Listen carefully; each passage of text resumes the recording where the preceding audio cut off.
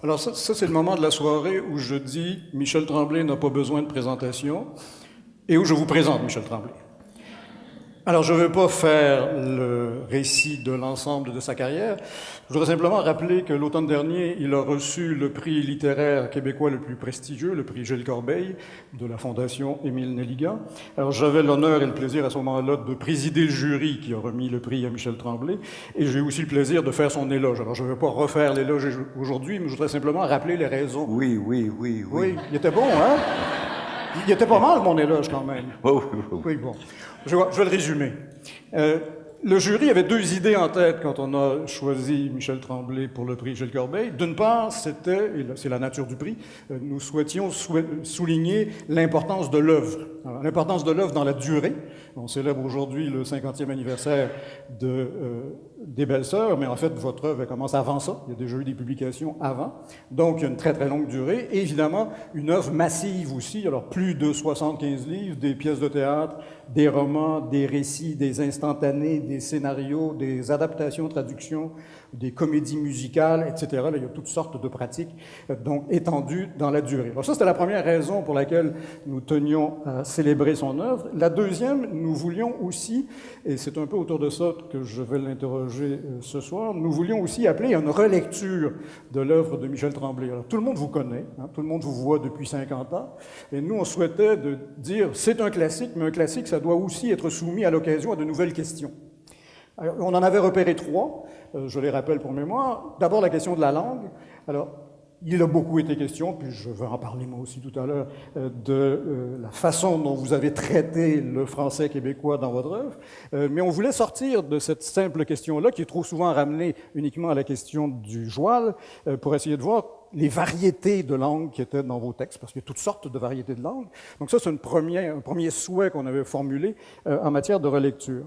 Il y avait un deuxième souhait qui portait exactement sur la question qui nous intéresse ce soir, celle des lieux, donc évidemment Montréal, mais on souhaitait aussi rappeler qu'il y a dans l'œuvre de Michel Tremblay toute une dimension nord-américaine et toute une dimension européenne. Alors, l'Europe est probablement moins un territoire imaginaire comme l'est le Canada ou l'Amérique, mais c'est un territoire culturel sans aucun doute. Alors je pense à toutes les allusions à la culture française, la chanson, la musique, le cinéma, la littérature. Donc on voulait insister sur cette dimension-là. Et la troisième chose sur laquelle on voulait insister, donc la troisième relecture qu'on voulait appeler de nos voeux, c'était celle qui concerne les personnages marginaux. Donc oui, il y a des personnages marginaux dans votre œuvre, évidemment, ils sont nombreux. On a tendance à dire que les femmes font partie des marginaux, c'est pas mon idée, là. Mais on dit ça parfois quand on essaie de voir l'ensemble de vos personnages. Mais on était très frappés au jury de la diversité des métissages. Les Premières Nations, par exemple. Donc, toutes sortes de contacts comme ça, qui ne sont pas strictement des contacts montréalais ou des contacts qui concernent uniquement les marginaux. Il y avait là un genre d'extension très forte. Donc, c'est ça ce qu'on a choisi comme critère l'automne dernier pour attribuer le prix Gilles Corbeil. Alors, dans le livre qui vient de paraître aux éditions La Presse pour souligner le 50e anniversaire des Belles-Sœurs, Mario Girard cite une phrase de vous et il dit, vous dites, il vous fait dire que vous avez été poursuivi pendant 40 ans par les profs de français. Ben, ça va continuer ce soir. C'est exactement ce que je vais faire, c'est ça mon travail. Je vais donc vous poursuivre pendant l'heure que nous avons, puis ensuite il y aura une période de questions. Alors ce que je vais faire est assez simple, je voudrais qu'on aborde trois questions ensemble.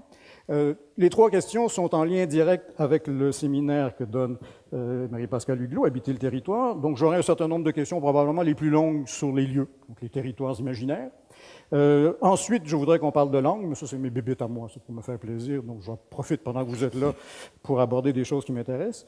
Et enfin, le séminaire Habiter le territoire est un séminaire interdisciplinaire, donc je voudrais qu'on parle brièvement, ce sera mes dernières questions, des rapports entre cinéma et littérature. On va commencer par les lieux. Alors, vous êtes comme moi, j'imagine, quand vous pensez à Michel Tremblay, vous pensez à des villes et spontanément, vous pensez d'abord à Regina, en Saskatchewan. Alors, ce que je vais faire, c'est, pour chacune des questions, c'est vous lire un morceau de Michel Tremblay pour lancer la discussion. Alors, c'est tiré, ce que je vais lire, de La traversée du continent, donc le premier trône de la diaspora des Rosiers. Réona traverse le Canada, elle part de Maria, en Saskatchewan, puis elle s'en va à Montréal. Elle voyage en train, elle fait des arrêts périodiques, et elle arrête à Regina, sans accent aigu, la ville de la Saskatchewan, pour aller passer la nuit chez sa tante Regina, avec un accent aigu. Et au début, ça se passe assez mal. C'est sa grande-tante, elle est un peu sèche, elle la nourrit très très mal, c'est une vieille fille. Et là, subitement, elle se met à jouer du piano. Et là apparaît cette chose tout à fait étonnante, et là je cite un passage. Donc on est à Regina. Une seconde ou deux de silence tombe sur le salon à la fin du morceau, puis on entend des applaudissements timides qui semblent provenir de l'extérieur. Donc en fait, Réona est avec sa tante dans son salon, elle vient de jouer du Schubert, et elle entend des applaudissements. Réona tourne la tête en direction de la porte ouverte. Quand elle ramène son regard sur sa tante comme pour demander une explication, elle se rend compte que Regina sourit. Et elle n'avait pas fait ça du tout depuis l'arrivée de Réona. On ne peut pas dire que ce soit un beau sourire, le visage de Regina n'est pas un beau visage, mais c'est un sourire illuminé, irrésistible dans sa sincérité, et en fin de compte, elle peut se permettre de le penser, oui, dans un certain sens, beau. Réona se lève, traverse le salon, sort sur le balcon. Des dizaines de voisins se sont assemblés devant la maison de sa grande-tante Regina. Certains ont apporté des chaises, comme s'ils savaient qu'il n'y aurait pas qu'un seul morceau à l'affiche ce soir-là. D'autres se sont étendus sur des couvertures étalées sur le maigre gazon qui a commencé à jaunir parce qu'il n'en passait plus ces derniers temps. Des couples d'amoureux se tiennent par la main. Des familles complètes restent bien tranquilles. Un vieux monsieur en chaise roulante semble consulter un cahier de musique, etc. Donc là, on vient d'assister à un concert privé-public à Regina. Est-ce que c'est ça pour vous une ville, cet endroit où il y a à la fois du privé et du public, où les deux se mêlent? Ben, ce que je voulais faire d'abord, c'est la première fois que Réona sort de son petit village, puis qu'elle arrive dans une grande ville, qui est un lieu qu'elle ne pouvait même pas imaginer, tellement c'est énorme. Et je voulais que, dans sa traversée du continent, au premier endroit qu'elle fréquenterait, qu'elle visiterait, c'est-à-dire, il se passait quelque chose de beau qui allait transformer une partie de sa vie. C'est-à-dire que j'ai pensé à cette vieille tante, d'abord acariate, et qui, en fin de compte, est une grande, peut-être pas une grande pianiste, mais qui est une pianiste qui fait le cadeau à son voisinage tous les soirs, après le souper, à 7 heures, de jouer un morceau ou deux ou trois. Ce que je voulais faire, c'était je ne sais pas comment le dire, cette espèce de cadeau qui serait impossible dans un village parce qu'il n'y a pas assez de monde, cette espèce de cadeau citadin. On dit que les villes sont remplies de gens qui ne se connaissent pas, mais c'est des gens qui ne se connaissent pas, mais il y a quelqu'un au milieu de cette grandeur de ville-là, l'énormité de la ville, il y a quelqu'un qui fait un cadeau à son voisinage, et je voulais que Réona, vive ça, le premier contact qu'elle a avec l'extérieur de son... Elle est déchirée parce qu'elle quitte son village, tout épouvantable, bon. Elle ne voulait pas s'en aller, elle voulait rejoindre sa mère à Montréal, et que le premier endroit qu'elle visite, il y arrive quelque chose de beau qui va remplir son âme d'une chose nouvelle. Elle ne savait pas ce que c'était que la musique, elle n'avait jamais entendu de piano, et tout à coup, il y a quelqu'un qui lui fait ce cadeau, ce qui va, dans un sens, je ne le dis pas dans le livre, mais on le comprend, l'encourager à continuer son voyage. C'est une espèce de lien qu'il y a entre le village et la ville, et un cadeau qu'elle reçoit qui va lui donner le courage de continuer. Je ne sais pas si c'est clair, là, mais bon. Moi, j'ai compris, en tout cas. Ben, j'ai compris, bon. Il y a tout aussi une mise en scène, c'est-à-dire, elle ouvre la porte. Donc, et là, Nana ne comprend pas ce qui se passe. Pourquoi est-ce qu'elle ouvre la porte? Oui, comme une artiste, elle va aller saluer sur le balcon. C'est son cadeau, c'est sa récompense à elle aussi. Elle fait un cadeau aux voisins. Et une chose qui est importante, c'est que 4 livres plus tard, ou 3 livres plus tard, dans La Grande Mêlée, cette même femme-là va se découvrir une espèce de maladie, une espèce de phobie, où non seulement elle sera plus capable de jouer pour ses voisins, mais elle sera plus capable de sortir de la maison. C'était une espèce de retour des choses que je lui ai donné. Pas une punition, quand même, mais quelqu'un avec cette générosité-là qui, tout à coup, se trouve agoraphobe, qui n'est plus capable de sortir de sa maison, n'est plus capable de jouer du piano, et qui, parce qu'elle est obligée, elle a été invitée à un mariage à Montréal, qui est très loin de Regina, bien sûr, va s'obliger à faire le saut entre le portique de sa maison, l'entrée de sa maison et le balcon, puis elle va sauter vraiment comme un enfant, s'obliger à sauter pour sortir de sa maison. Je ne sais pas pourquoi je vous raconte ça, mais je trouve que c'est important à l'intérieur du cycle. Mais en fait, c'est déjà dans cette scène-là, c'est-à-dire elle sort sur le balcon, mais tout juste. Oui. Elle va... Le chapitre fini, elle fait un saut. C'est la première fois depuis des mois qu'elle est capable de sortir de sa maison. Et c'est un cadeau qu'elle se fait elle-même, évidemment, avant de prendre le train. Alors, je vais revenir sur ce que vous disiez à l'instant, sur la découverte de l'art. Parce que c'est juste avant, je vais lire un paragraphe qui précède la scène que j'ai lue, où on voit bien effectivement que là, il y a un moment dans la vie de Nana qui va tout changer. Effectivement, c'est là où elle découvre la musique. Les minutes qui suivent sont d'une telle beauté que Réona reste rivée à son siège. Donc là, elle ne sait pas qu'il y a un public à l'extérieur, elle est toute seule avec sa tante à l'intérieur. Elle n'a jamais entendu un piano de sa vie. Elle ne connaît rien à la musique, à part le petit orgue de l'église. Il y a bien M. Fredette à Maria, le violoneux de service, qui sévit à tous les anniversaires et à tous les mariages. Mais son instrument griche trop, j'aime bien le griche trop pour qu'on puisse appeler cela de la vraie musique. Et M. Fredette lui-même sent trop fort pour qu'on s'attarde à l'écouter de trop près. Mais ce que les doigts de sa grande-tante Régina produisent au contact des touches blanches et noires du clavier, ce bonheur presque insoutenable dont elle ne soupçonnait pas l'existence, cette force irrésistible qui la brasse tout en la caressant, la transporte de bonheur, elle qui pensait à se sauver en courant de cette maudite maison quelques minutes plus tôt, tant elle était découragée. Qui aurait cru qu'autant de beauté se cachait chez la tante Régina? Le paquet de nerfs que toute la famille redoute, la colérique qui n'accepte aucune contrariété, cette personne menue et de toute évidence fragile qui ignore tous des enfants, qu'elle possédait l'un des plus grands secrets de l'univers. Donc là, on est véritablement dans la découverte dont vous parliez, et qu'elle le gardait caché ici, entre quatre murs, alors qu'elle devrait le partager avec tout le monde, parce que tout le monde en a besoin pour survivre. Et elle va effectivement... Mais ça, c'est la différence aussi entre... C'est le vaste monde. On a beau dire, bon, sortir du petit village, on est bien dans notre petit village. C'est sûr que dans le vaste monde, il y a des choses qu'on ne connaît pas. Et comme je disais tout à l'heure, c'était très important pour moi de lui faire connaître tout de suite quelque chose de beau, quelque chose de grand, quelque chose qu'elle ne connaît, une découverte, une épiphanie, si vous voulez, vraiment une véritable découverte. Ça existe et je savais pas que ça existait, donc peut-être que si je vais rejoindre ma mère à Montréal, il va y en avoir d'autres. Sinon, elle aurait été découragée. Si la tante à Carrière serait restée la Carrière qu'elle croyait, ça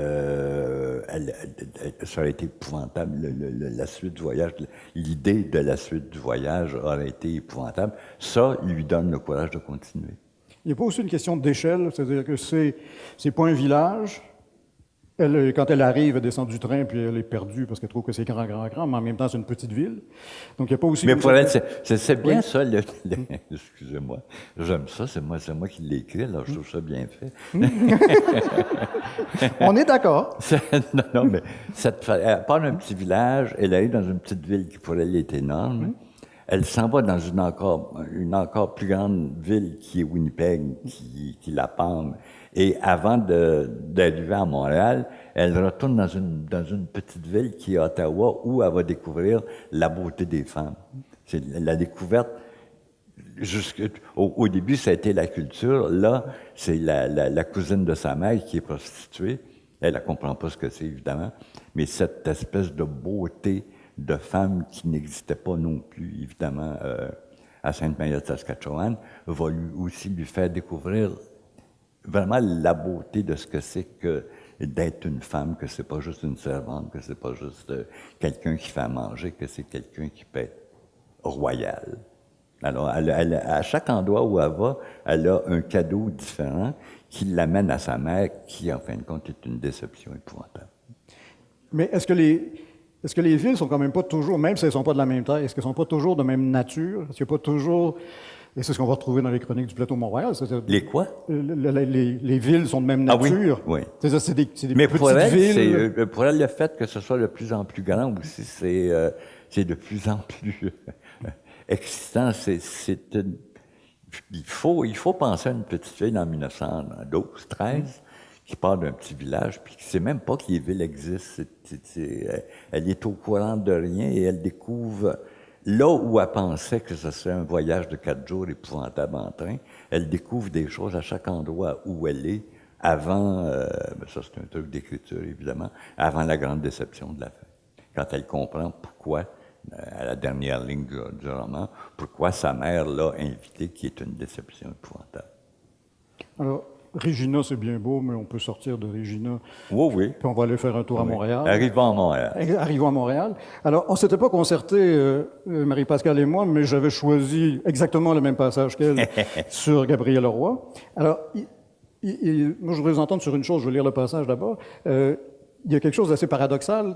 Cette découverte de Montréal par Michel, c'est une découverte en Gaspésie. Oui. Donc, il y a un Mais c'est éloignement. vrai, ça, c'est pas calculé, c'est pas un truc d'écrivain, parce que dans tous mes livres de souvenirs, j'ai joué le jeu de la vérité. Je n'ai raconté que, comme je dis toujours, les anecdotes sont vraies, mais les dialogues sont de moi, bien sûr. On réarrange la vie, on vampirise tout le monde autour de nous. Mais cette découverte-là de Montréal en Gaspésie, c'est vraiment produite. Alors, c'est ça qui est beau pour moi, tant que j'étais à moi, j'avais quoi? J'avais 15 ans. 14. 14. Je connais mieux votre vie que vous. Tant qu'on était à Montréal, il fallait qu'on en ait honte. Comme je disais à un moment donné, Montréal rimait avec Joual. Montréal, ça se chantait pas. On chantait Paris. Paris, reine du monde. On chantait Paris, mais on ne pouvait pas chanter Montréal. Quand il y avait une chanson qui se passait à Montréal, on était... Avant d'être fiers, on était étonnés. On a été fiers après. Quand il y a eu le concours de la chanson canadienne à Radio-Canada en 59, j'avais 17 ans.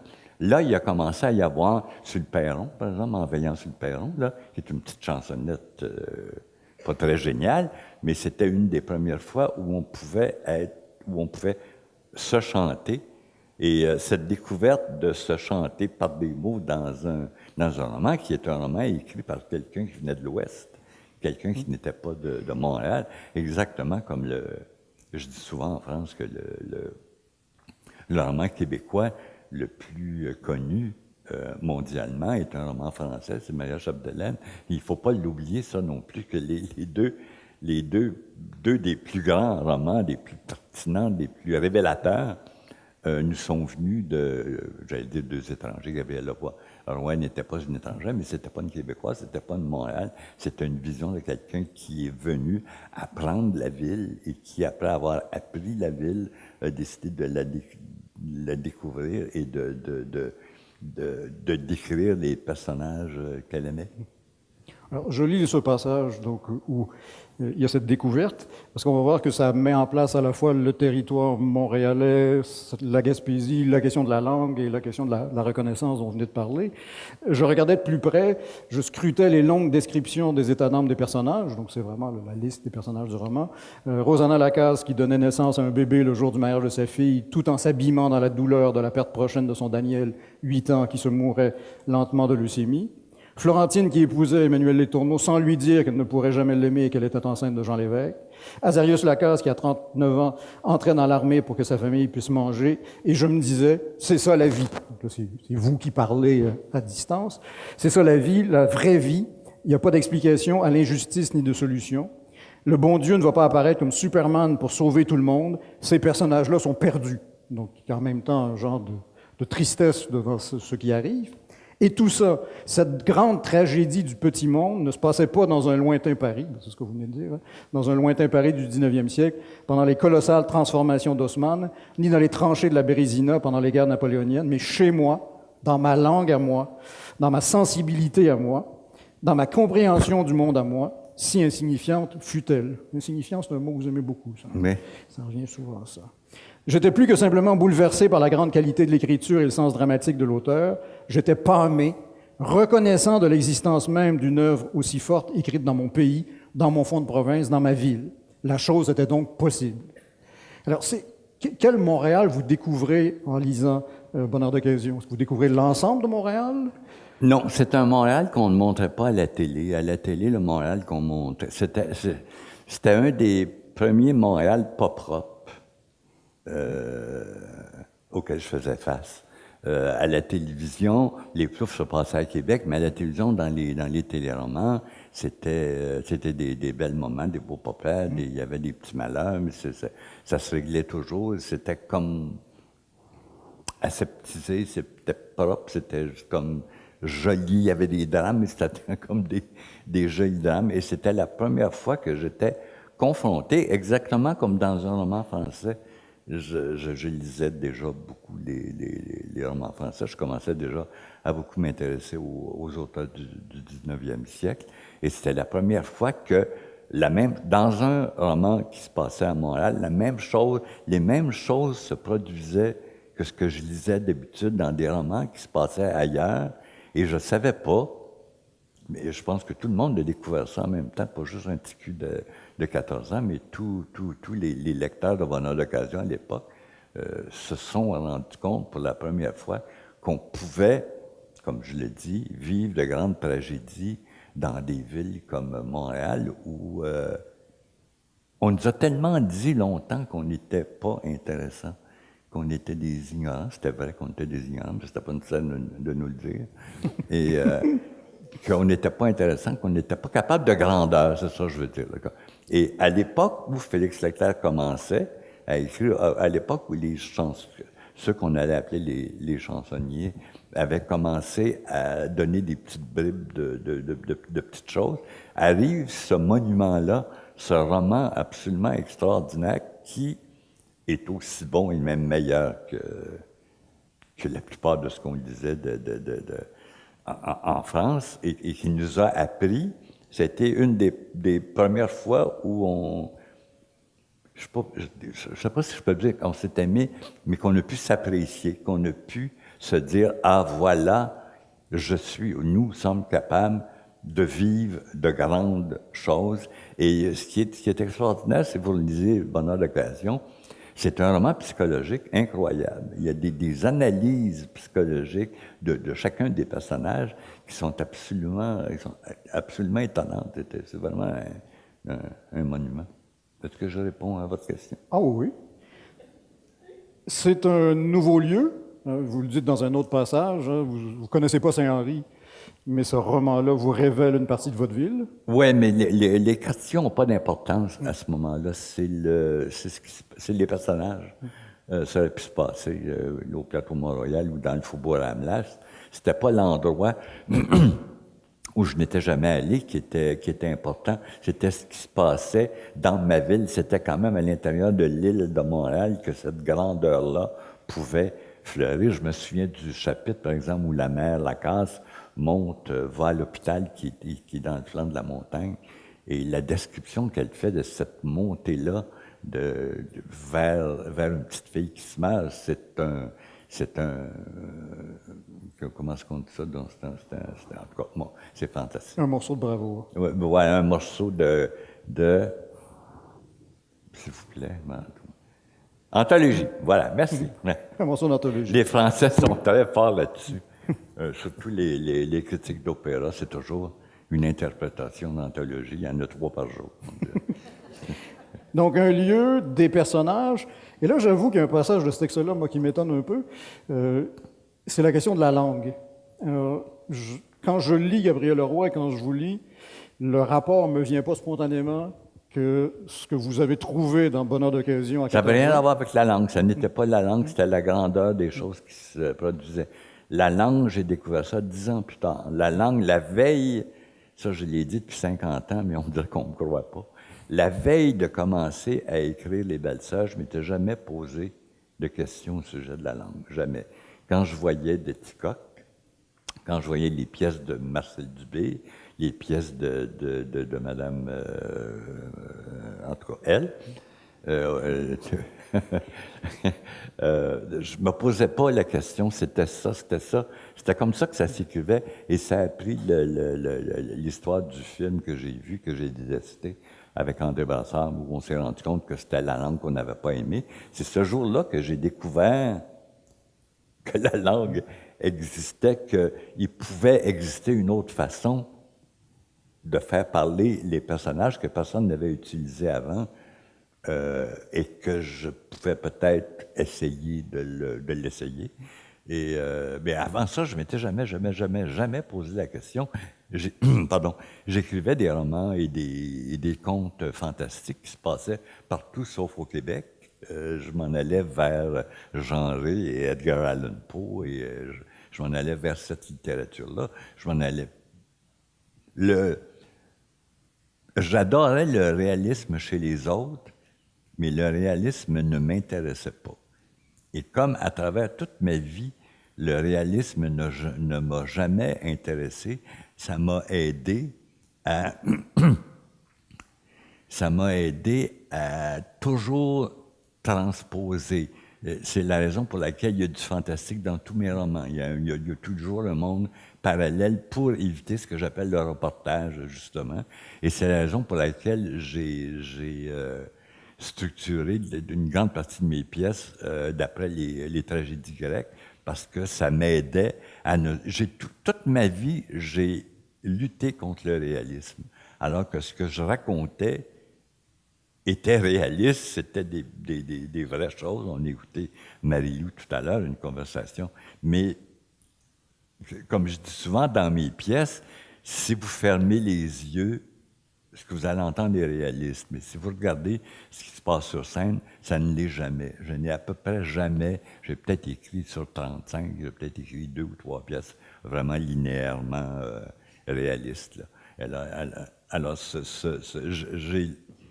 Pourquoi je suis parti de ça? Je ne me souviens pas, mais en tout cas, j'ai lutté. C'est très important de savoir que je n'ai jamais été intéressé à décrire la réalité telle qu'elle. Comme j'avais fait dire à Nana encore une fois, si vous permettez, la vie est tellement plate qu'il ne faut pas la raconter telle qu'elle, il faut en inventer, il faut transposer, Alors, j'ai transposé, Mes pièces sont toujours à 2 pouces du sol. Mes pièces ne sont jamais avec les pieds par terre. Sont écrites comme des partitions de musique. Des fois, ce que je dis et s'adresse à mes contemporains. Ce que je dis est cruellement vrai des fois, mais ça n'est absolument jamais fait de façon réaliste. C'est la même chose avec les chroniques. Si vous remarquez, si vous commencez à lire les chroniques du plateau Mont-Royal, les premières pages, Rose, Violette et Mauve tricotaient, les premières pages, on est dans le fantastique. J'ai commencé sans le dire. Au fur et à mesure, on se rend compte que c'est des tricoteuses, que c'est des demi-déesses, que c'est des tricoteuses qui tricotent le temps, au lieu de le filer comme en Europe. Et alors, j'ai commencé les chroniques dans le fantastique en disant, je ne le dirai pas que c'est fantastique, mais ils sont déjà là-dedans, ce qui m'a permis, à travers toutes les chroniques et à travers tout ça, tout le monde de Josaphat le violon, les contes de Josaphat dans ça, là, comment ça s'appelle? La diaspora des Desrosiers. La diaspora des Desrosiers m'aide à ne pas être réaliste. Le reste l'est, bien sûr. Thérèse et Pierrette à l'École des Saint-Anges, c'est sûr que c'est des vraies choses, mais il y a toujours la possibilité que Duplessis arrive, que Josaphat le violon fasse monter la lune. Oui, le chat Duplessis. Que Josaphat le violon fasse monter la lune tout à coup, la pleine lune. Et moi, dans ma tête, cette idée, cette possibilité-là, que je puisse, quand je veux, aller puiser dans le fantastique, tout en écrivant des choses qui sont vraies, m'a aidé toute ma vie à continuer. Alors là, j'ai une citation, mais beaucoup plus courte, mais beaucoup plus punchée. Dans La grosse femme d'à côté est enceinte, Montréal, point d'exclamation. Ville damnée, point d'exclamation. Ville perdue, point d'exclamation. Ville, point d'exclamation. Faudrait me le mettre dans le contexte parce que je comprends pas. C'est où et qui dit ça? En fait, je vais vous donner un autre contexte qui n'est pas celui du roman. On a entendu tout à l'heure la perdition du club. Oui. Et donc, en fait, cette phrase-là fait qu'on passe de Montréal par la damnation, par le fait d'être perdu, puis en fait, on finit avec la ville. Comme si toute ville avait ça comme dimension. Comme si c'était... Oui, bien ça, c'est vrai aussi. Surtout dans faut placer, faut tout placer replacer dans le contexte, évidemment. Quand on dit qu'on part de loin, c'est vrai qu'on part de loin. Quand on dit qu'on part je le disais tout à l'heure, d'un peuple qui a été tenu ignorant, mais qui a été tenu dans l'ignorance, c'est bien évident que tout ce qui n'était pas ce que la religion catholique imposait était, la ville était laid, étaient les clubs, maudites boissons, maudites danses, maudits clubs, c'est tout ce qui était à l'extérieur, ça tout le monde le sait, de ce qui était imposé par la religion catholique était monstrueux. Et la ville, bien sûr, en campagne, c'était facile pour les curés de tenir la bride, puis d'être les dirigeants des petits villages, mais quand on arrivait dans la ville, il pouvait exister autre chose à l'extérieur, et ça, la plupart de mes personnages, pas encore évolués, qui n'ont pas encore percé leur chrysalide, trouvent ça laid, sont obligés de s'y habituer, s'habituer à ce que quelque chose qui n'est pas ce qu'on leur a imposé, quelque chose d'autre puisse exister. Avant, on ne savait même pas que ça existait. On parlait de choses qu'on ne connaissait pas. Exactement comme quand on était jeune, c'était les curés qui nous poussaient à la masturbation. Nous, les petits gars, en tout cas, parce que nous, on ne savait pas ce que c'était. Puis, à force de se faire dire qu'il ne fallait pas le faire, on avait envie de le faire. Alors, c'est cette... Tout à coup, c'est ça, savoir que quelque chose d'autre existe, qui est défendu, mais que la personne qui te le défend te le suggère presque. Ça, c'était la première couche extérieure de ce qui nous est imposé. Alors, c'est le 50e anniversaire cette année des Belles-Sœurs, et c'est le 40e du début des Chroniques du Plateau Mont-Royal. On en parlait tout à l'heure, vous êtes en train de relire tout ça pour les réorganiser. Parce que le puzzle, il y avait des morceaux qui étaient sciés un peu, là, qui ne rentraient pas, qui s'imbriquaient mal les uns dans les autres. Alors, avec Pierre Fillon, on est en train de tout relire, les chroniques, parce qu'à la lumière, c'est bien compliqué, hein? À la lumière de la diaspora des Desrosiers, où j'ai inventé une vie à ma mère de 1913 à 1941, le livre suivant, c'est La grosse femme, donc les chroniques viennent après. À la lumière de ce que j'ai dit, il y a beaucoup de choses dans les chroniques qui ne fonctionnent plus. Des choses assez importantes.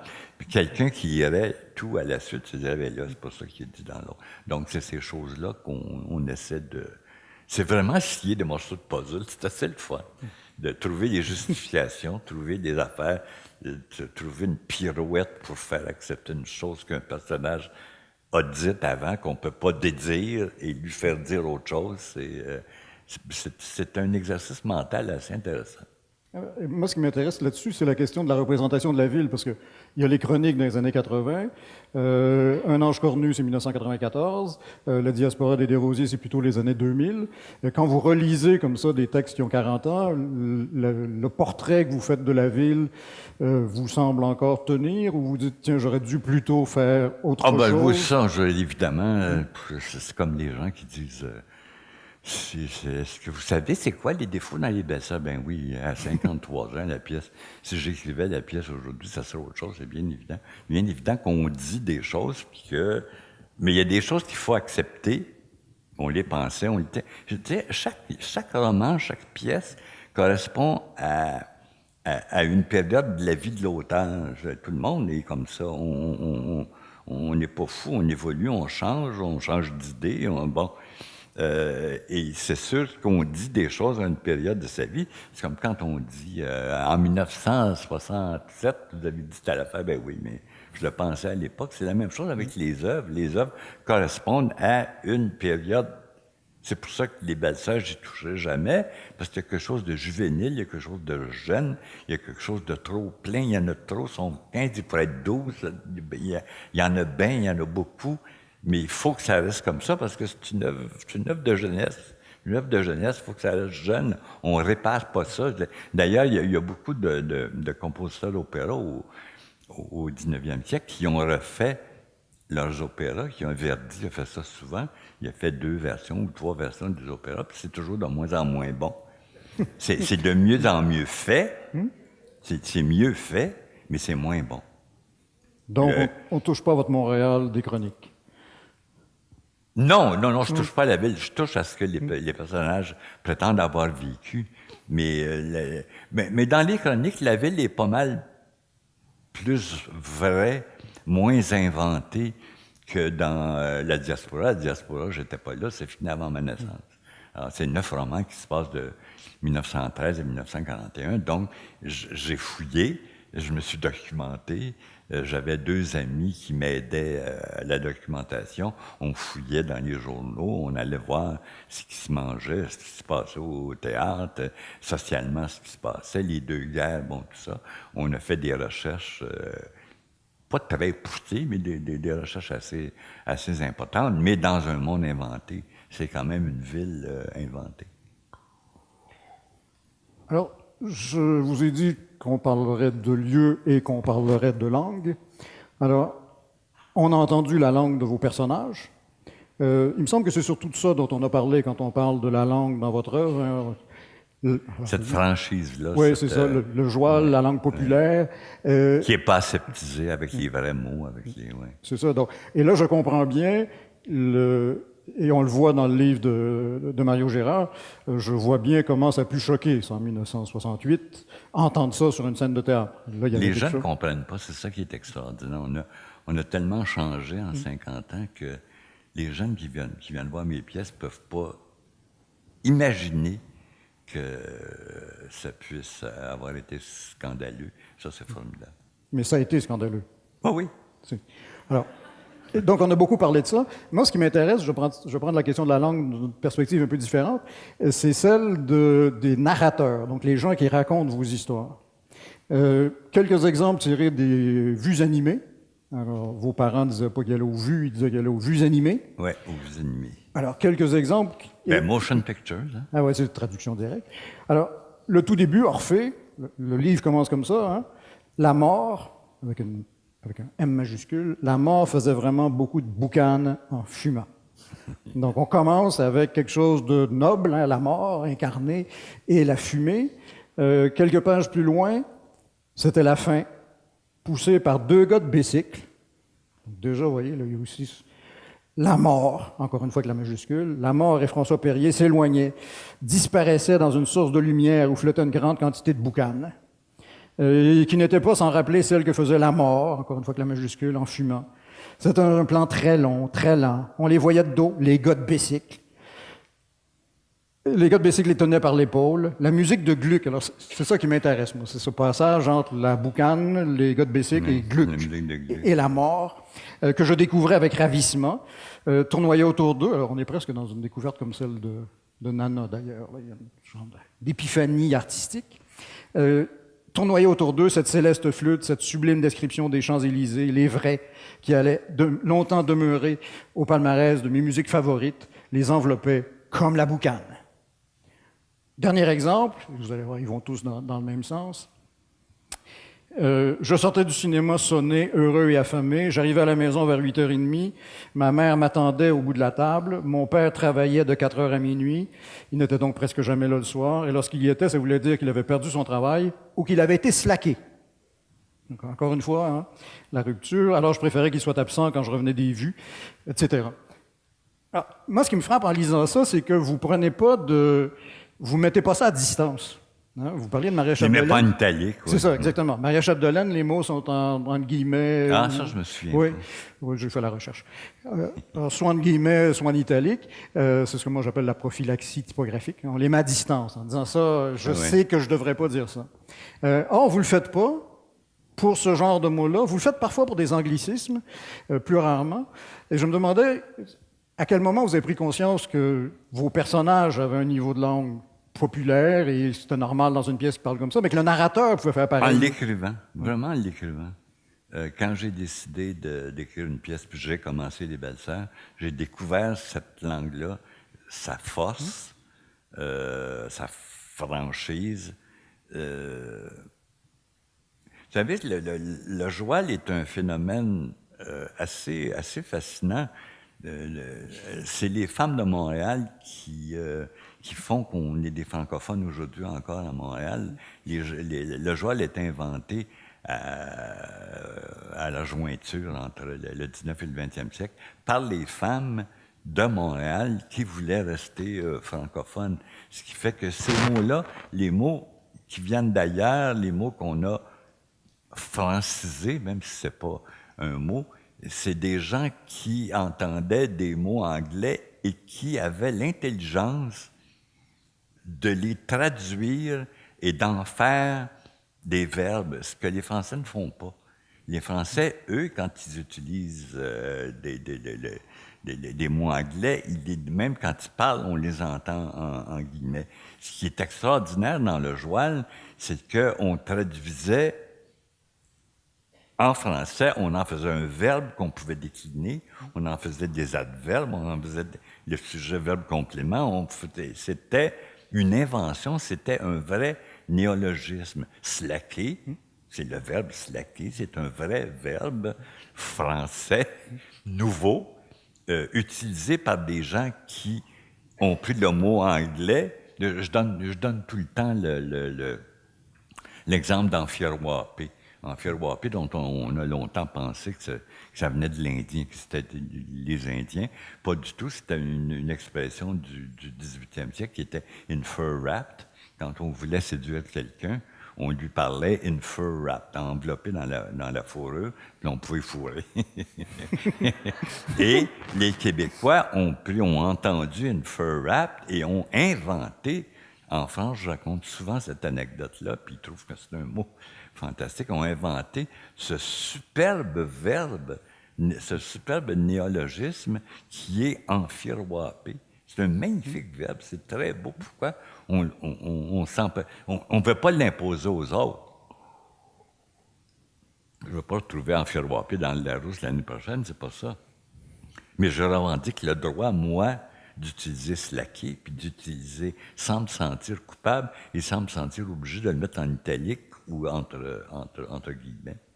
Alors ça, c'est très frappant parce que, encore aujourd'hui, il y a plein de romanciers qui utilisent les guillemets ou l'italique.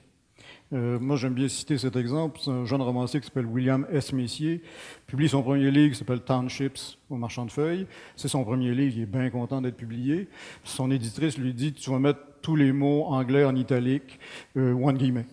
Donc, il se sent obligé de le faire, c'est son premier livre. Et elle réédite le livre plusieurs années plus tard, il a fait d'autres livres entre-temps. Il enlève l'italique au complet. Donc, il y a encore ça chez un certain nombre d'écrivains québécois contemporains. Oui, mais ça, c'est normal. C'est un choix. C'est un choix qu'on a s'il pense qu'il faudrait le faire. C'est correct pour lui de le faire. J'avais un autre exemple aussi. Quand j'ai lu les premiers romans de... La graphie aussi est très importante. Comment écrire les mots, on ne le savait pas. Il n'y avait pas de façon d'écrire les mots avant. Et quand j'ai lu les premiers romans de Régent Duchamp, est-ce que je me suis rendu compte que « Hey », il écrivait ça « E-I-L-L-E », j'ai trouvé ça tellement plus intelligent que mon A-I-E, comme « aïe », le « aïe » français. Mais, comme j'avais un grand respect pour Régent Duchamp, je lui ai laissé à lui, j'ai continué à écrire « Hey », mais chaque fois que je l'écris, je culpabilise parce que je me dis qu'il y a une autre façon d'écrire le mot qui est meilleure que celle-là. Mais c'était ça, son pote il y a 50 ans. J'écrivais à cette heure, par exemple, A-S-T-H-E-U-R. Puis maintenant, je fais des illusions, accent grave, apostrophe, T, apostrophe, E-R, pour que... Surtout dans les romans, c'est très important que l'œil comprenne. L'œil comprend avant l'esprit. Si l'œil bloque, c'est écrit Aster, A-S-T-H-E-U-R, la première fois que la lectrice, le lecteur va voir le mot, l'œil va bloquer, le cerveau va bloquer pendant un millionième de seconde et va se demander ce que c'est. Alors, des fois, c'est correct, mais des fois, quand on peut faire autrement, faisons donc autrement si... Tu choisis, toi, c'est mon choix, là, c'est mon œuvre. c'est mes livres à moi, c'est moi qui choisis. Alors, des fois, je culpabilise un peu, puis je reviens à l'étymologie un peu. Bon. Et puis, des fois, je me dis, fuck la merde, c'est correct. En parlant de joie. En italique, c'est ça, ou en guillemets? Ben oui, non, pas du tout. Okay.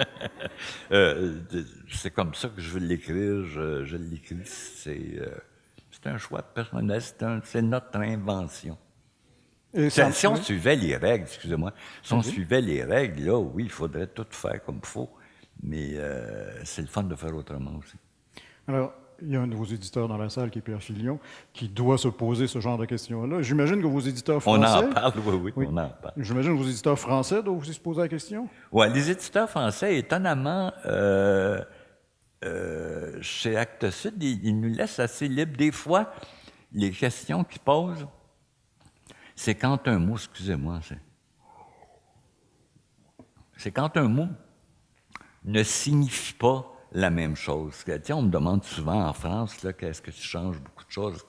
Et je donne toujours le même exemple qui n'est pas dans un roman, qui est dans une pièce. Mais quand Brassard a monté Albertine en 5 ans à Paris, au Théâtre des Champs-Élysées, il y a une actrice qui est venue lui dire, elle lui a dit, à un moment donné, Albertine, à 40 ans, dit qu'elle s'ennuie des bêtises de sa mère parce qu'elle se criait des bêtises, puis qu'elle aimait ça se crier des bêtises. Mais ici, en France, bêtises ne signifie pas la même chose du tout. Des bêtises, c'est des bêtises, c'est des choses qui n'ont pas d'importance.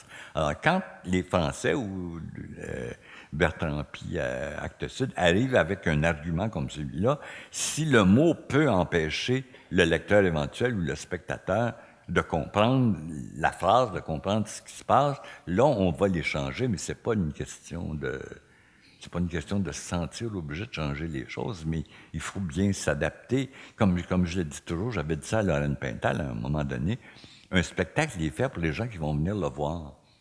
Une pièce de Michel-Mac Bouchard à Paris n'est pas fait pour les 3 Québécois de passage qui vont venir voir ça puis qui vont dire « Ah, ils n'ont pas le bon accent. » Ben non, c'est pas ça. C'est pas comme ça que ça se dit. Ce spectacle-là est fait pour les gens qui sont dans la salle, qui ont payé de l'argent. S'ils comprennent de la façon que les Français jouent Michel-Mac Bouchard, tant mieux, même si l'accent est ridicule pour les 3 Québécois qui vont venir pendant le mois et demi que la pièce va jouer. Il faut penser à ça aussi. Les romans, c'est différent parce qu'on impose une brique, on impose une façon d'écrire, mais quelqu'un qui lit a plus le temps de réfléchir que quelqu'un qui est au théâtre.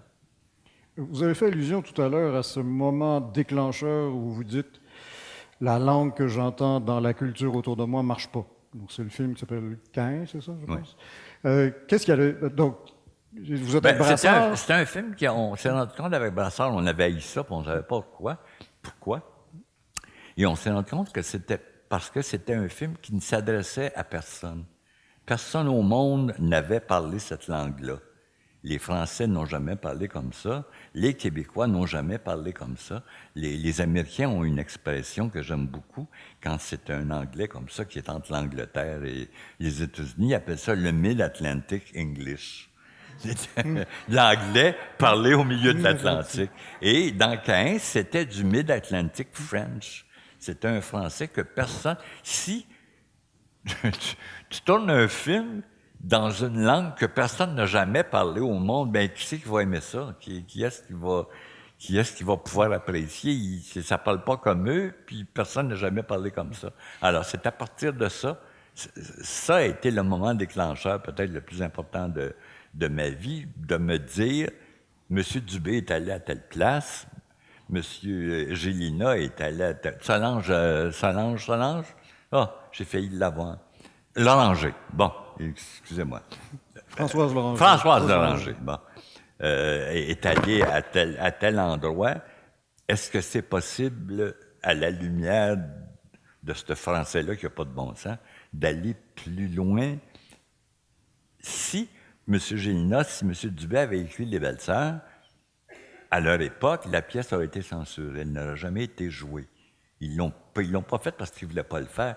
Ils l'ont pas fait parce que leur société aurait empêché leurs œuvres, auraient été censurées. Alors, c'est la raison pour laquelle l'Hostie de Chauve, la même année, les pièces de Jean Duchamp et les Belles-Sœurs ont pu être possibles parce que la société commençait à avoir envie d'entendre ça. Dernière partie, une question brève sur le cinéma, puisque dans le séminaire de Marie-Pascale, il y a une dimension, donc je le disais, interdisciplinaire. Alors, dans les vues animées, bien sûr, il y a question de films, donc des films qui vous ont ravi, des films que vous n'avez pas aimés, des films qui vous font peur, qui vous ont fait peur. Bambi revient là, mais revient dans d'autres textes aussi, manifestement. L'éternel Bambi. Oui, manifestement, c'est un choc traumatique pour vous important. Ma question ne va pas porter sur les films eux-mêmes, mais sur l'influence du cinéma sur votre façon d'écrire.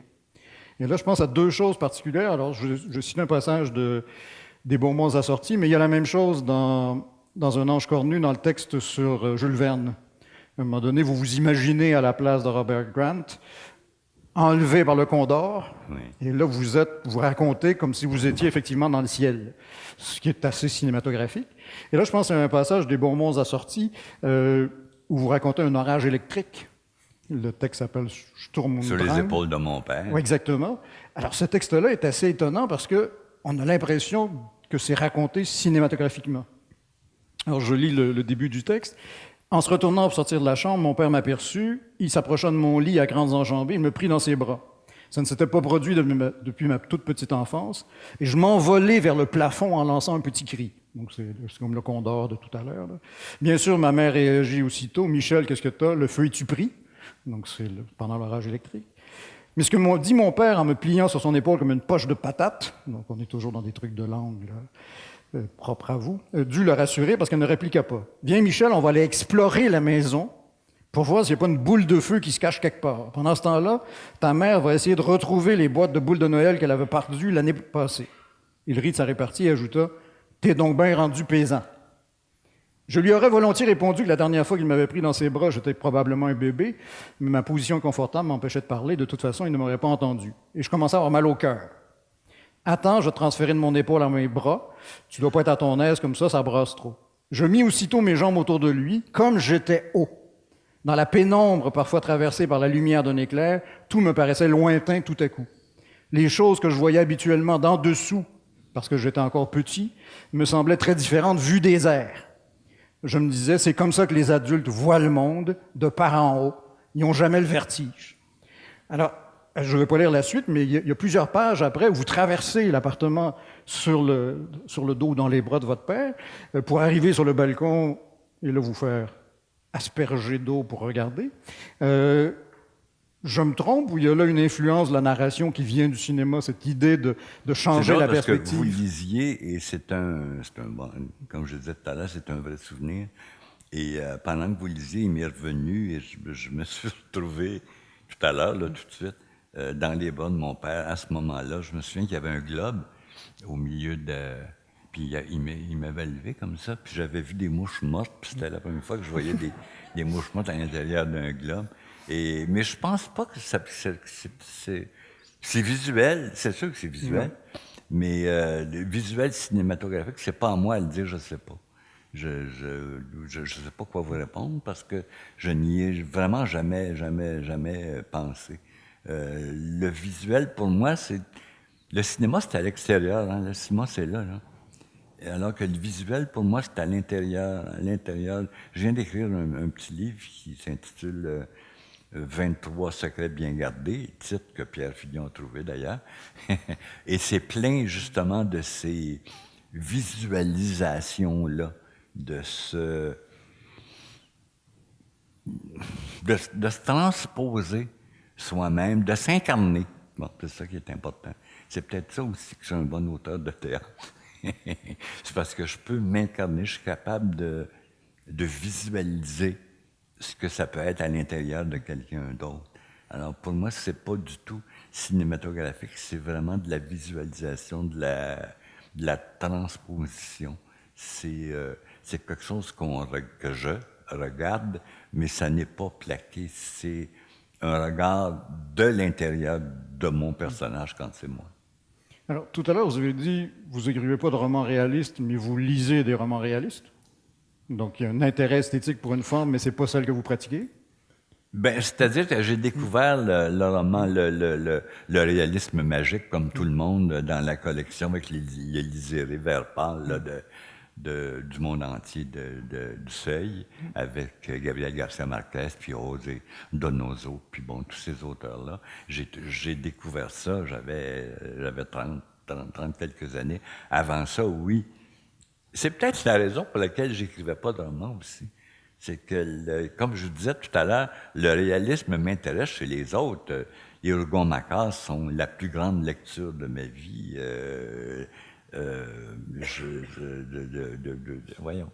Anna Karenina que j'ai découvert, Anna Karenine que j'ai découvert il y a 2 ou 3 ans aussi. Ces romans réalistes et sociaux-là m'intéressent beaucoup chez les autres, mais moi, je veux pas en faire. J'en fais, mais qui sont pimentés d'autres choses parce que j'aurais, même si les auteurs que j'admire sont des auteurs, ne sont pas des journalistes, moi, j'aurais l'impression d'être un journaliste si je le faisais.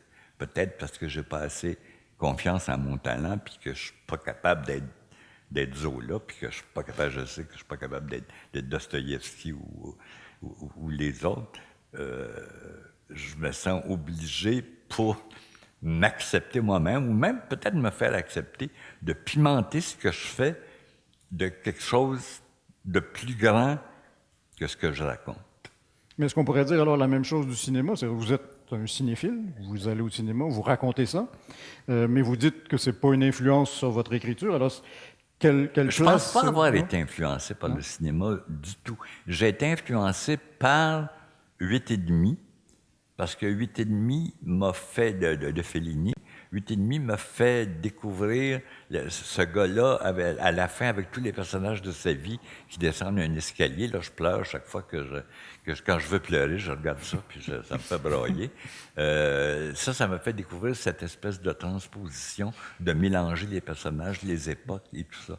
Mais l'influence du cinéma, je pense vraiment que c'est la littérature du 19e qui m'a le plus influencé, avec les classiques grecs, mais ça, c'est pour la composition, la structure. Et le cinéma, c'est toujours une passion pour vous? C'est-à-dire, il y a encore des... Parce que là, les films que vous racontez, c'est les films de votre enfance. Oui, mais malheureusement, je suis moins vache que je l'étais. J'ai très longtemps adoré aller voir des films que je savais que j'haïrais. J'aimais haïr profondément. J'aimais sortir du cinéma enragé noir ou crier. Et c'est comme si ça m'intéressait moins. Je vois des films que j'aime pas maintenant, mais quand je sais que je risque de ne pas aimer un film, j'y vais plus. La même chose au théâtre. J'ai été bien bitch au théâtre aussi. Une dernière question. Au moment de la remise du prix Jules Corbeil, vous avez été interviewé par Simon Boulris. Et Simon Boulris disait que vous aviez une boulimie de lecture pour les jeunes auteurs. Oui. Et donc que vous vous adressiez à eux souvent quand vous avez lu. Je ne sais pas trop comment dire ça. J'ai découvert très tôt. Mon Dieu, comment dire? J'ai découvert très tôt, disons que le succès des autres ne t'enlève rien. Je déteste vraiment les artistes. J'ai bien de la misère avec les millénaires à cause de ça. J'ai peut-être été comme ça moi-même quand j'étais jeune, mais je déteste les artistes qui ne sont pas capables d'accepter que quelque chose d'autre que ce qu'ils font existe. Alors, j'ai compris très tôt que le succès des autres ne t'enlève rien et qu'au contraire, plus il y a des gens qui ont du succès, plus il y a des artistes, plus on est énorme et beaucoup et plusieurs, plus c'est formidable pour la culture en général. Alors, j'ai cette qualité, ça je peux le dire. J'ai toujours bien reçu les générations qui venaient après moi. Quand René Daniel Dubois est arrivé avec Panique à Longueuil, j'étais pâmé, puis j'allais le voir, puis j'y ai aidé à avoir une bourse. Quand Michel Marc est arrivé, quand Marie Laberge est arrivée avec... c'était avant la guerre à Lens-Agile. Tous les auteurs et les romanciers, c'est la même chose. Simon Boulris, que j'ai fait connaître à Pierre Filion, quand quelqu'un... Quand tu arrives devant un talent exceptionnel, tu peux rien faire d'autre que t'incliner. Ça sert à rien de lutter. Tu peux être jaloux, je le suis. Des fois, je lis des romans québécois, des romans français moins, mais des romans québécois, puis je suis un petit peu jaloux. Je me dis, Pourquoi je n'y ai pas pensé? Pourquoi j'ai pas Vous fait pouvez ça? me donner un ou deux exemples? Pardon, des exemples? Bien, il y en a beaucoup. Il y a les Jérémiades de Simon Boulis ce livre-là m'a vraiment bouleversé. Là, pendant que je parle, j'essaie d'en trouver, mais il y en a chaque année. Chaque année, il y a des choses que je lis, des premiers romans qui me déçoivent ou qui me plaisent, mais à l'automne, quand je pars pour Key West à l'automne, j'ai toujours une quinzaine de livres d'auteurs que je connais pas. Je lis ceux, bon, Élise Turcotte sort un livre, bien, je vais le lire tout de suite, là. Mais je passe souvent avec une valise de livres d'auteurs que je connais pas. C'est pas toujours des premiers livres, mais c'est des auteurs que je connais moins. Quitte à être déçu, il y a des, j'aime pas toutes, là, je suis pas un niaiseux, mais j'aime aimer le poids de la neige, par exemple, l'année passée. Là, ça m'a pâmé. J'ai trouvé ça absolument... L'écriture, les trois livres de Sylvie Drapeau, la comédienne, qui sont des livres extraordinaires aussi. Et les Audrey ou l'ennemi aussi, là j'en trouve. Je trouve son style fantastique. Moi, je ne ferais pas ça, mais j'aime ça aimer ce que les autres font. Alors qu'avant, j'aimais haïr ce que les autres faisaient. Voilà, nous arrivons au bout de l'heure. Alors, ça fait-tu 1 heure? Ça fait déjà 1 heure. Eh bien oui, il est 7 heures, toi. Oui. Merci beaucoup. Alors, il y a 3 micros dans la salle, et donc vous avez le droit de poser des questions. Nous avons quelques minutes pour vous entendre. Il y a quelqu'un déjà qui a levé la main? Est-ce qu'on peut, quitte à pas nous voir, nous autres, baisser les lumières, parce que je vois pas du tout les gens qui... Ah oui, je vous vois, madame. Ah, bon, oui, parfait. Bon, écoutez, moi, je vous entends depuis tout à l'heure et puis je vous admire depuis 50 ans. Pensez-vous que vous êtes l'expression littéraire de la Révolution tranquille? Pardon? Pensez-vous être l'expression littéraire? Oh mon Dieu, non. Non? J'avais jamais pensé à... Mais je fais partie d'eux, c'est bien évident. Il y a eu un mouvement... Provoqué. Ce qui est intéressant dans notre mouvement, nous, au contraire de mai 68, disons, que c'était très agressif, c'était planifié, c'était des jeunes qui décidaient, de faire une révolution. Nous autres, ça s'est fait doucement, ça s'est fait par des gangs qui se connaissaient pas. Alors, c'est sûr qu'on a fait partie, oui, d'un mouvement, mais c'était pas quelque chose qui était planifié. On n'avait pas En tout cas, on n'avait pas la prétention de révolutionner quoi que ce soit. Tout ça, je suis convaincu pour le Stitch Show, je suis convaincu pour les pièces de Régent Duchamp, qu'on a fait ça d'une façon admirablement naïve. C'est fait parce qu'on était rendu là, puis nous autres, on avait envie de faire ça, puis c'est sûr que c'était en réaction, c'était réactionnaire dans le bon sens du mot réactionnaire, là, mais ça s'est fait en réaction à ce qui venait avant. Bon, ça, c'est bien évidemment évident, mais c'était pas dans le but de ce que ça a été.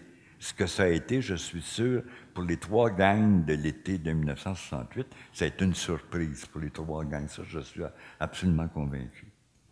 Merci beaucoup. Allez-y, madame. J'aimerais savoir qui vous considérez comme les plus grands écrivains québécois, toute époque confondue. Bien, Régent Duchamp, bien sûr. Des vrais génies littéraires, là, des vrais génies littéraires, il y a Régent Duchamp et Marie-Claire Blais. À part ça, il y a des talentueux, des extraordinairement talentueux, mais ces deux-là sont ce qu'on peut considérer comme de vrais génies, des génies littéraires. Sinon, je pourrais vous nommer toutes sortes de monde, parce qu'il y a beaucoup de gens que je trouve bons, mais dans les plus grands, il y a ces deux-là, pour moi. Je suis désolé pour les autres. En espérant qu'ils ne soient pas là ce soir. Moi, ma question concernait vraiment une des nouvelles dans Un ange cornu avec des ailes de tôle, dont M. Mélenchon a lu un extrait tantôt. Mais moi, ce qui m'intéresse, c'est quand Quand le Michel sort avec son père qui va aller lui montrer des cannes de soupe Campbell, puis il arrive au magasin, puis il y a toute cette atmosphère-là, puis avec les ménagères qui goûtent les produits. Puis souvent, quand on parle de Michel Tremblay, bon, Mont-Royal, tous les lieux on capture l'essence, l'atmosphère de Mont-Royal. Puis je me demandais, est-ce que vous puisez plutôt dans votre mémoire personnelle ou aussi vous allez vers la mémoire collective pour écrire? Je peux mal Vous puisez votre inspiration plutôt dans votre mémoire personnelle ou dans la mémoire Mais collective? dans mes petits livres de souvenirs, oui. Dans le reste, pour la diaspora des Desrosiers, ça se passe avant ma naissance, alors non. Mais quand je joue le jeu de la vérité, par exemple, je peux vous dire qu'il y a des livres et il y a des films qui ont été plus importants dans mon enfance que ceux dont je parle, mais qui n'étaient pas accrochés à un souvenir. Il fallait que non seulement ce soit une œuvre importante, mais que j'ai vécu quelque chose d'important, moi, vis-à-vis de cette œuvre-là. Cette œuvre-là. Voyons, je fais des liaisons mal à propos. Donc, oui, quand je me sers de mes souvenirs, je joue le jeu de la vérité. Ça, oui. C'est parfaitement. Rien n'est parfait, mais c'est honnête. D'autres questions? C'est tout? On a eu assez de fun? Ah, non, il y a quelqu'un là-bas. Bonjour. On sait que votre famille a été une source d'inspiration, la grosse femme, Marcel, etc. Mais tous les autres personnages qui étaient à l'époque des marginaux, je pense à Cuirette, à Sandra, à Rosanna, aujourd'hui, peut-être qu'on les considérerait moins comme des marginaux parce qu'on entend beaucoup parler d'identité. Mais à l'époque, ces gens qui provenaient du milieu des travestis ou qui remettaient en question leur identité, là, Hosanna par exemple, et qui sont loin du milieu, de votre milieu familial, comment vous est venue cette idée de développer ces personnages? Bien, c'est une longue histoire, là, mais j'avais... D'abord, tout ce que j'ai écrit sur la Maine a été inventé. J'ai jamais fréquenté la Maine, j'ai jamais fréquenté les bars de travestis. Je suis allé quelques fois, là, mais faut pas penser que c'est du reportage, encore une fois. Tout vient de mon imagination. Mais la première femme libre que j'ai connue, j'avais, quand j'étais petit, la fille de ma marraine, ma tante Robertine, ma cousine Hélène, qui travaillait sur la Maine. J'avais 8, 9, 10 ans, là, et elle travaillait sur la Maine, et c'était la première femme que je voyais gagner sa vie.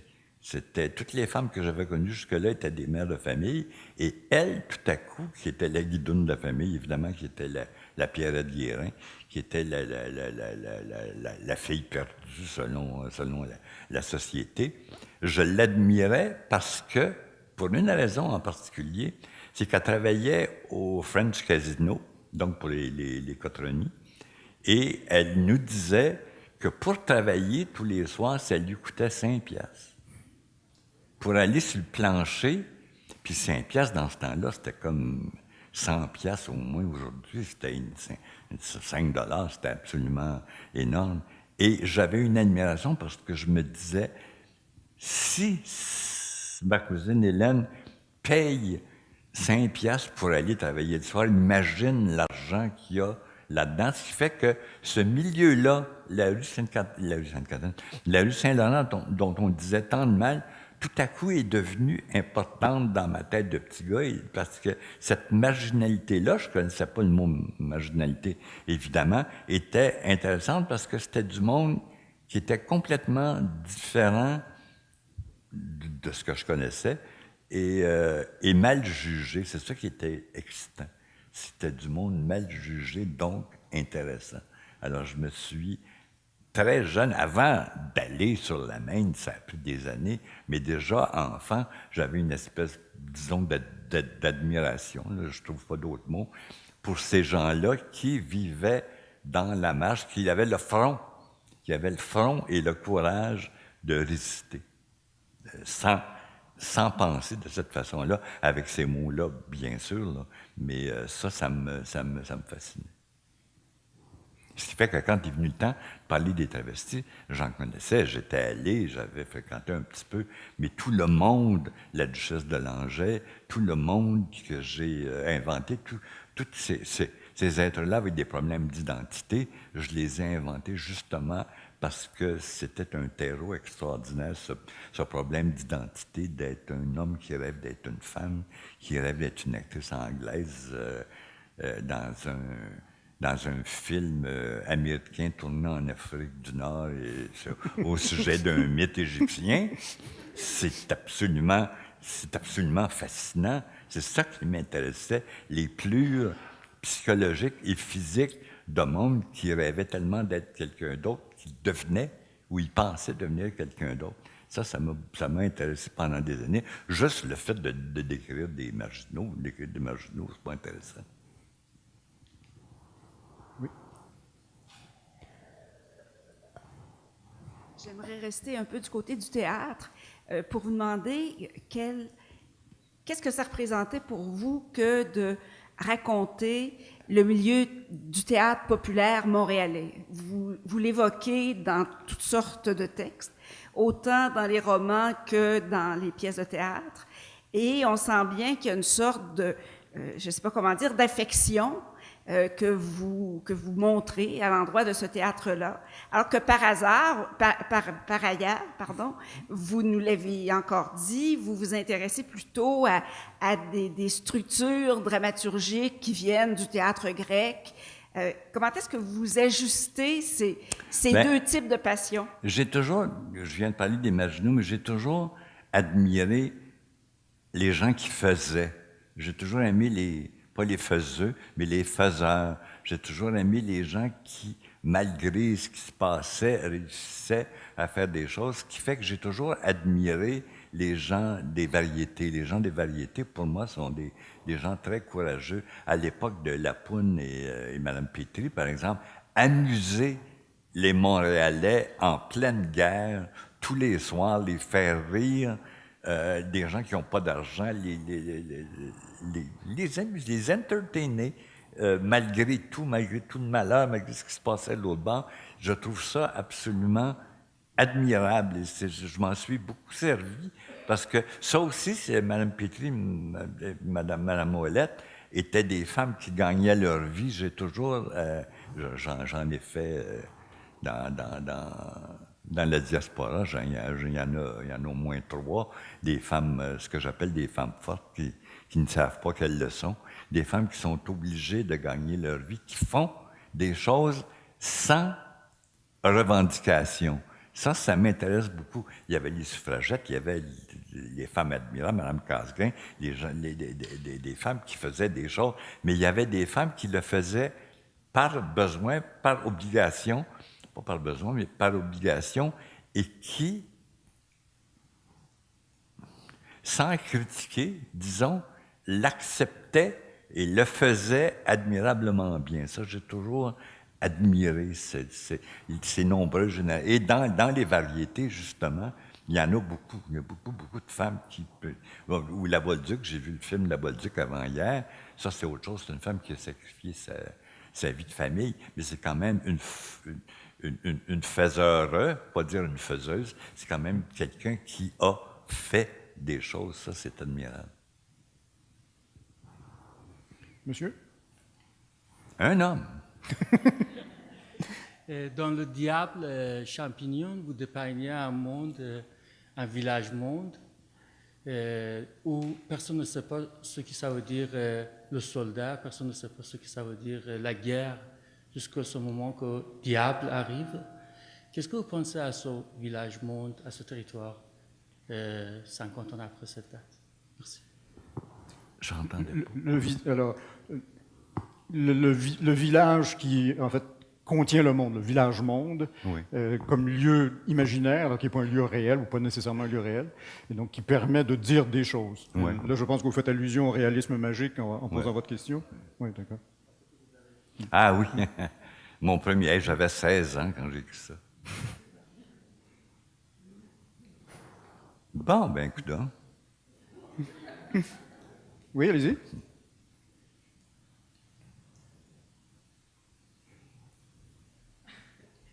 Bonsoir. Oh, mon Dieu, je suis proche du micro. J'aimerais ça vous parler de votre T-shirt un peu. Il est vraiment, c'est un beau T-shirt. Mais aussi, si je me trompe pas, c'est Edgar Allan Poe qui est représenté sur votre chandail. Edgar Allan Poe. Oui, Oui. c'est Edgar Allan Poe, oui. OK. Cool story, Poe. Est-ce que, je pense que Poe a été peut-être une influence, notamment pour l'écriture des contes des buveurs attardés. Est-ce que c'est une influence qui est restée dans votre travail? Est-ce que vous avez encore cette relation-là avec lui, avec personnellement, non, mais encore une fois, le fantastique, oui, je verrais pas écrire des grandes sagas sans cette aide-là, parce que ça m'aide, c'est une aide, ça me... oui, ça m'aide. C'est pas un refuge, je peux pas dire que je me réfugie dans le fantastique, mais j'aime tout à coup qu'un personnage, comme dans Gabriel Garcia Marquez, un personnage réaliste, tout à coup, il arrive quelque chose. Il y a beaucoup de gens, chaque année au Salon du Livre, il y a des gens qui viennent me demander « Rose, Violette, puis Mauve, c'est-tu vrai, ça? Il existe-tu? » Puis je leur réponds toujours « Ça dépend de vous. C'est vous qui décidez. Si vous décidez d'y croire, c'est vrai. Si vous décidez que ça n'a pas d'allure, mais que c'est un aspect intéressant, allez-y, c'est aussi pertinent. » Je ne veux pas imposer de vision unique de ce qu'on écrit. Les interprétations sont multiples, c'est ça qui est le fun. Madame? Bonsoir. Dans une de vos pièces de théâtre, vous avez fait dire à un de vos personnages qui était un dramaturge, un créateur, c'était son identité dans la pièce, il disait « J'ai dû mentir pour dire la vérité. » Ouais.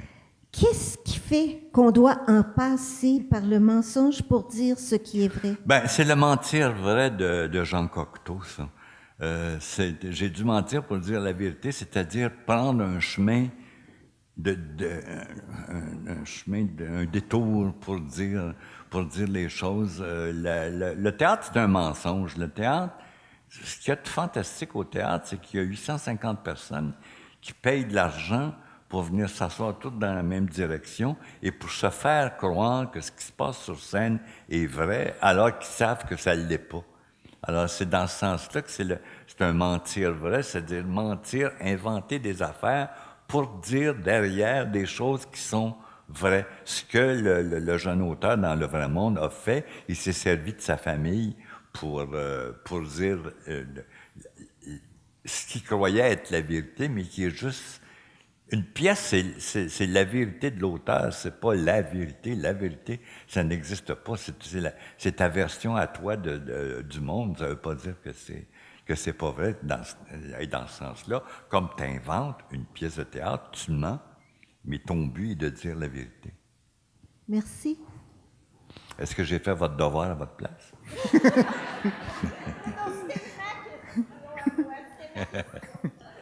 Oui, madame, allez-y. Oui, moi j'ai une question assez concrète. Plus fort, Oui. s'il vous plaît, J'ai une j'entends. question assez concrète. Si on revient à vos inspirations, là on parlait des personnages marginaux. Puis je voulais savoir par rapport à Edouard, comme qui fait partie de votre famille imaginaire, est-ce qu'il y avait comme une personne dans votre famille qui l'a inspiré ou parce qu'on sait que Albertine s'est inspirée par votre tante, mais comme pour Edouard. Je pas entendu. Est-ce qu'Édouard est un personnage, une Ah! inspiration pour Édouard, une inspiration réelle pour Édouard?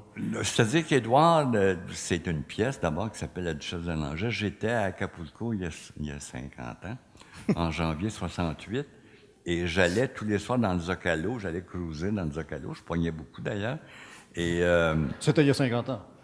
j'avais 50 ans de moins, j'avais 25 ans, et il y avait un petit bar au fond, à gauche, et à un moment donné, j'ai entendu un accent québécois. Et je me suis dirigé vers ce bar-là. Et il y avait la Duchesse de Langeais. Il y avait un gars debout sur une table qui faisait la folle. Et avec les gens autour, les Mexicains ne comprenaient rien, mais ses amis québécois le trouvaient très drôle. Il n'était pas drôle, il était pacté, il était même un petit peu pénible. Mais cette vision-là, cet homme-là debout sur la table qui faisait une folle de lui, j'ai trouvé que c'était tellement théâtrale, c'est d'abord l'image de la duchesse que j'ai eue, que je me suis assis, je l'ai écouté délirer, et j'ai décidé d'écrire une pièce sur ce genre de personnage-là qui parle en français quand il est une femme et qui parle en joual quand il est un homme et qui passe de l'un à l'autre. Et toute la vision de la duchesse m'est venue. D'ailleurs, je dois le remercier ici ce soir, parce que s'il n'avait pas été là ce soir-là, la duchesse n'existerait pas. Oui. Et au fait, ma question, c'est pourquoi le mettre dans votre famille ou pourquoi... Parce que sinon, tous les autres personnages marginaux, ils font pas partie de cette famille décrite dans les chroniques du plateau, mais Édouard, il fait partie de cette famille. Bien ça, c'est utilitaire. Quand j'ai commencé les chroniques du plateau Mont-Royal, je suis parti de la géographie de ma famille, parce que c'était une géographie familiale qui m'était familière, bien sûr. Et dans cette maison de fou-là que je décris, dans la vraie famille, il y avait les deux frères de mon père, mais qui étaient des êtres d'un inintérêt, deux épais. Bon. Et j'ai décidé de les sucrer. Je me suis dit, je ne parlerai pas d'eux, ils ne sont pas intéressants. Pourquoi ils m'embêtaient. Et j'ai eu l'idée intéressante. Je suis très content de l'avoir eu, d'ailleurs, 40 ans plus tard, de mettre Édouard à leur place et de faire, comme je n'avais pas du tout parlé de la famille d'Édouard avant, d'en faire un membre de cette famille-là. Tu sais, le mononcle vieux garçon, là, dont on a toujours parlé avec un petit sourire dans le coin, là, on l'appelle ma tante des fois, mais c'est des farces, mais c'est pas des farces, puis qu'on ne le sait pas. J'ai décidé de le plonger dans cette famille-là, qui sait très bien ce qu'il est, mais qui fait semblant, mais qui permet de temps en temps de faire des farces et une espèce pas de faire valoir, mais quelqu'un qu'on peut achaler, c'est un autre beau mot québécois, ça, qu'on peut achaler sans que ça porte à conséquence. On peut lui dire n'importe quoi, il y a tellement d'humour, il y a tellement le sens de la répartie, qu'il ne se choquera jamais de rien, puis il va toujours trouver quelque chose à répondre. Puis je pense que dans toute famille, c'est important d'avoir un être comme celui-là, quelqu'un à qui on peut dire n'importe quoi, puis il va te répondre quelque chose. Il va te renvoyer la balle. Question là-bas? Oui, vous avez parlé tout à l'heure de votre processus de relecture des chroniques du plateau Mont-Royal pour corriger si je ne me trompe pas, des éléments d'ordre factuel dans un souci de cohérence. Mais j'imagine que c'est pas fréquent, je ne suis pas auteur, mais j'imagine que c'est pas fréquent de revenir sur une œuvre qu'on a écrite il y a 30, 40 ans, puis de la lire comme ça de manière assez attentive. Est-ce que vous avez fait des découvertes sur vous-même, sur votre écriture, sur d'éthique? C'est surtout dans la façon d'écrire, dans le style. À l'époque, j'étais jeune et prétentieux, je me prenais pour Proust. Et je faisais des phrases très, très longues. Et quand j'ai recommencé à lire La grosse femme, je me suis dit, je les laisse dessus. Puis, en fin de compte, elles sont tellement charmantes, elles sont tellement bien bâties que j'ai décidé de les garder. Mais c'est un style complètement différent. C'est drôle parce que ce qui vient avant ça, la diaspora, c'est écrit de façon très différente des chroniques. Mais ça peut être une espèce, pas une dichotomie quand même, mais ça peut être une différence très intéressante de partir dans un style puis de tomber dans un autre. Je pense que pour le lecteur, ça peut être intéressant, que ce soit moins limité. Tout faire pareil, ça serait linéaire. On le voit très bien dans la diaspora des Desrosiers. Je veux dire, chaque roman est raconté d'un point de vue différent. Oui. Il est construit différemment. Il y a un souci de ça. Non, mais je parle du style, je parle de la construction des phrases elles-mêmes. À l'époque des chroniques, j'en mettais, je sucrais beaucoup, ce que je fais moins maintenant. Je suis plus humble maintenant. Alors, voilà. Une dernière question, je pense. Allez-y. J'aimerais savoir, c'est quoi la chose que vous avez trouvé le plus dur à écrire, puis pourquoi? À écrire, ce qu'il y a de plus difficile, Je te dirais que je peux te dire tout de suite pour être mon petit-fils. Ce qu'il y a de... La chose la plus difficile est en même temps une des choses les plus excitantes, c'est la minute et demie avant que tu commences à écrire le matin. Quand tu sais, la veille, moi je me prépare d'avance, la veille, je ne peux pas m'endormir sans trouver la première réplique ou la première phrase, une possible première phrase pour le lendemain. Et le moment où je me lève, après le petit déjeuner, je vais rincer ma vaisselle et que je rentre dans mon bureau, c'est très angoissant, mais en même temps très excitant, c'est de ne pas savoir comment ça va sortir. Tu sais ce que tu as à dire, tu sais où ta pièce est rendue, tu sais où ton roman est rendu, et ce qui est très difficile, mais très excitant en même temps, c'est de te dire, il faut que je m'assoie, et je ne sais pas comment ça va sortir. Tu ne sais pas comment ça va sortir. Tu t'assois, tu ouvres ton ordinateur, tu ouvres ton Word, là, tu es rendu page 137. Là, il faut que tu écrives quelque chose et tu sais quoi, mais tu ne sais pas comment. Ça fait peur, mais c'est très, très, très excitant en même temps. Je dirais que c'est une des plus grandes difficultés, puis en même temps, c'est pas une joie, mais c'est une excitation. Surtout quand tu sais que ça va arriver, quand tu vas finir par écrire quelque chose.